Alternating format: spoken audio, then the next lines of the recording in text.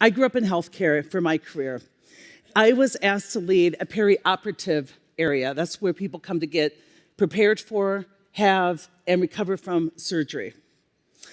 And as a leader, I know that I clearly have two jobs every single day. And in periop, it starts at 4 a.m.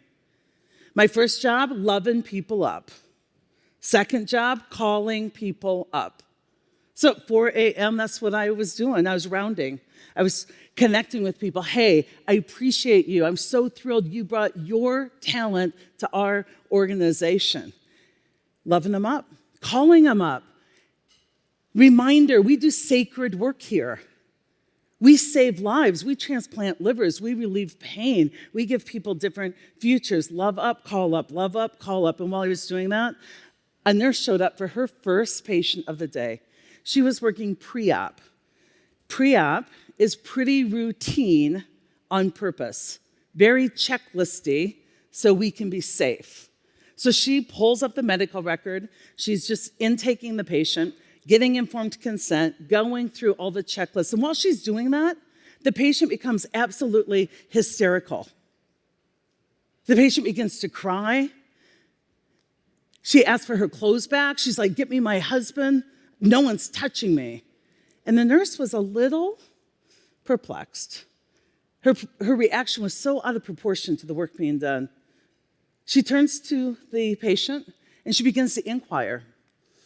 Come to find out, there was a mistake in the medical record. The patient came in for like a nose job, and the nurse is prepping her for a partial hysterectomy, right? Some of you are like, what hospital? So the nurse tends to the patient, gets her a little less hysterical, but as the patient becomes less hysterical, the nurse realizes she's furious. And she tells the patient, this is unacceptable, I'll be back. And she comes out looking for a leader. She finds me. I'm out loving people up and calling them up. She goes, Wakeman, are you leader on deck? Oh, yeah, I am. How can I help? She begins to tell me her story.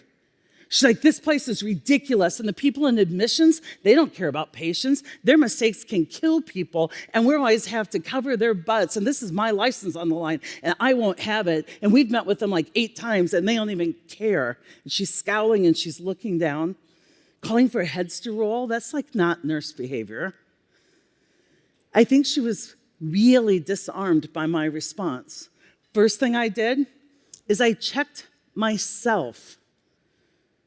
Opened my heart up and opened my mind up. I hope you'll do the same. As a leader, when people come in hot, you say cool. Don't match their urgency. Do not match their frequency. You need to stay calm, cool, and collected. And she was coming in hot, so I took a breath, and then I looked at her and I said, if you'll do me a favor, take a really deep breath. I wanted to reset her parasympathetic nervous system. There's no saber-toothed tigers running through the hallway, right? Like, breathe. And she did. And then I said, now, if you would entertain a question, I'd be so grateful. If you were great right now, not if they were great, if you were great right now, what would great look like? If you were great right now, what would great look like?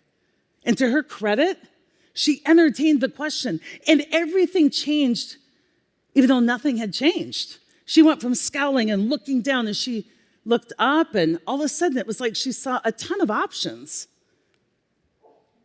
She said, you know, if I were great right now, I'd be back in the patient room, explaining to the patient this is a process that's working. We'll check 5 more times to make sure that what we do to you is what you hoped for.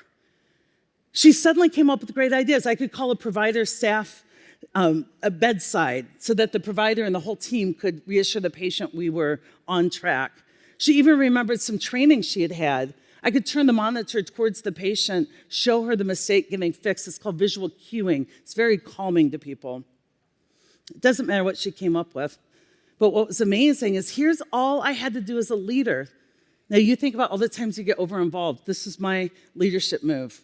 I go, awesome, then go be great. And she did. It's like ninja tricks. Now, I didn't just drop her off, leave her hanging.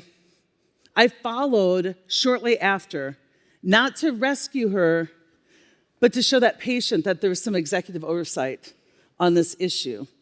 And then I did something that most of you aren't doing. And we're leaving learning and development on the table for all of our people. I claimed some time with her later, and I said, thank you for pivoting so quickly. That's the love up. And here's the call up. I said, let's reflect. Given what happened this morning, what did that teach you about yourself? What did you learn about yourself in that situation? I'm going after integration, evolution. We can emerge evolved from these times. No, we don't have to emerge traumatized. More people emerge from traumatic events with post-traumatic growth rather than post-traumatic stress. It depends on the leader who at the appropriate time says, let's make sense of this.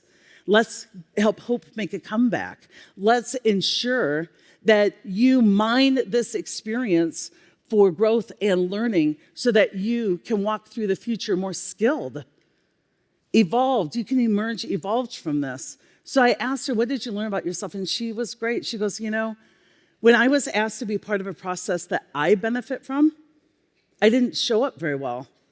I didn't play well. I got righteous, I got self-righteous, I got judgmental. I called for heads to roll. And I got to say, wow, now that you know that about yourself, you can move forward differently. How do you want to handle something like this in the future? I didn't have to wait for the performance review and make a bunch of allegations. I just used the moment to help someone self-reflect. And it really is the modern way to lead.